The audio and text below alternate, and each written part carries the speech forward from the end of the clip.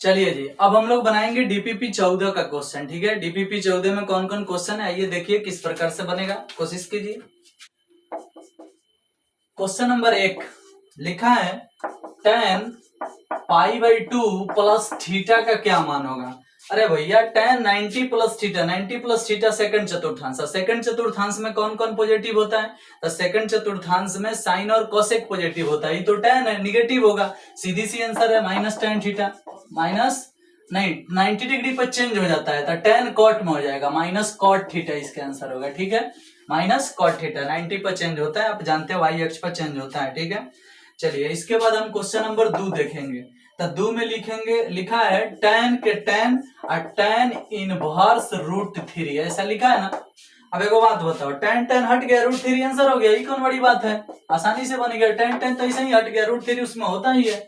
3 number question देखिएगा, 3 में लिखा है साइन इनवर्स साइन π/2, ये भी π/2 आंसर होगा, साइन साइन हट गया, π/2 आंसर होगा। इसके बाद 4 नंबर क्वेश्चन में लिखा है sec inverse minus x, sec का माइनस मिलता है तो पाई माइनस होता है, pi minus sec inverse x हो जाएगा, ये आपका आंसर होगा, pi minus sec inverse x. इसके बाद क्वेश्चन नंबर 5 में लिखा है sine inverse √x minus 1/√x plus 1 और प्लस में sec inverse √x plus 1/√x minus 1, इसका मान क्या होगा।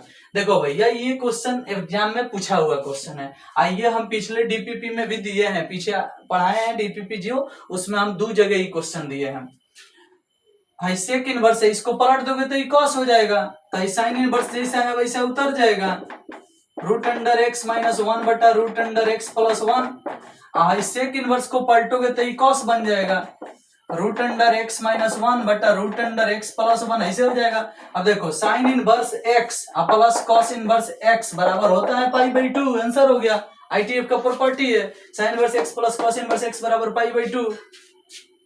6 नंबर क्वेश्चन देखिए, 6 नंबर में पढ़ाया गया, लिखा है साइन 2 कॉस इनवर्स √3/2 है, ये ना लिखा है।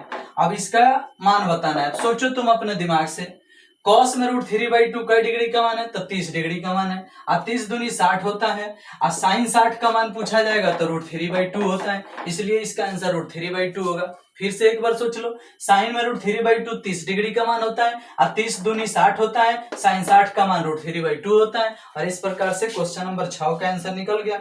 अब क्वेश्चन नंबर 7 देखो, 7 में लिखा है a = 3 2 4 5, ऐसे लिखा है।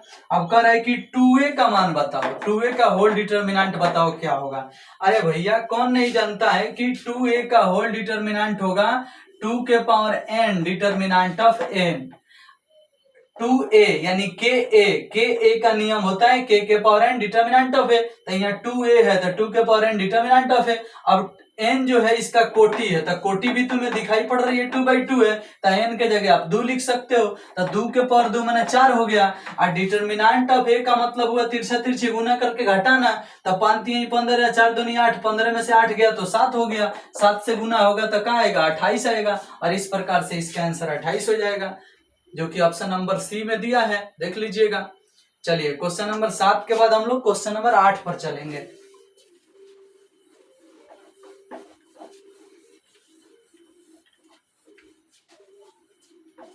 क्वेश्चन नंबर 8 कह रहा है 8 y = tan e के पावर x है, ये ना, इसका डीसी बताना है।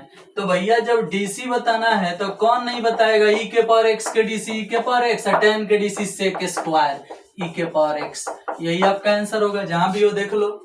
इसके बाद क्वेश्चन नंबर 9 देखिएगा, 9 में लिखा है d √x का इंटीग्रेशन बताना है, डिफरेंशिएशन बताना है, तो √x का डीसी 1/2 √x होगा। 10 नंबर क्वेश्चन देखिएगा, 10 में कहा जा रहा है कि d e के पावर log x स्क्वायर बटा dx, देखो e log लेके भाग जाएगा तो x² आएगा, और x² का dc पूछा जा रहा है तो आंसर 2x होगा, समझ में आया। कभी भी e के पावर में log हो तो log का बेस नहीं दिया हो कुछ भी, तो e से log भाग जाता है, x² आ जाता है, x² का dc 2x। 11 नंबर क्वेश्चन देखो, 11 नंबर में लिखा गया है बेलन के आयतन बताएं। तो बेलन का आयतन हर कोई जानता है 1/3 पाई आर स्क्वायर एच होता है ना जी।